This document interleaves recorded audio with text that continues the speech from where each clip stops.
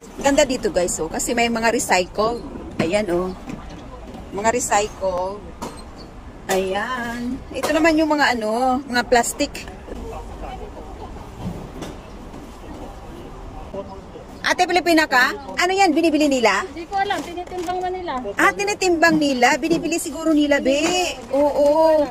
Kasi, di ba may isang shop na talagang para sa recycle. Tapos, binibili nila.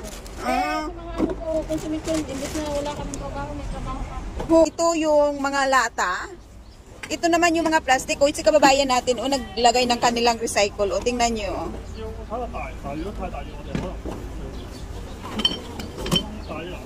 Yan.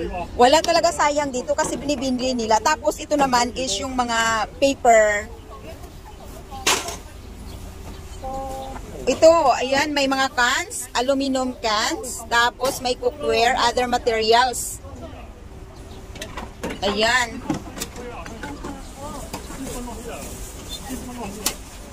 Marami ang naglalagay dito ng mga recycle nila. So, ang ilang garbage dito is mapakinabangan, mapirahan talaga guys.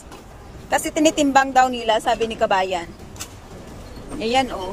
Nan. Ito naman yung mga cardboard dyan, oh. Ako mo, dito sa, sa Hong Kong, ang basura mo maging pera talaga. Tingnan nyo guys, oh. Naglalagay sila ng mga ano nila.